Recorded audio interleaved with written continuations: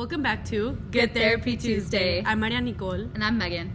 This week's episode highlights the word level of the cleft palate speech therapy hierarchy. This video shows a clinician working with a child using a game with blocks to practice target words. The clinician says the word first, and then the child repeats it. If the child says the word correctly, they add a block to the game. If they don't say it correctly, the clinician models the word again, and the child repeats the word until they produce it correctly.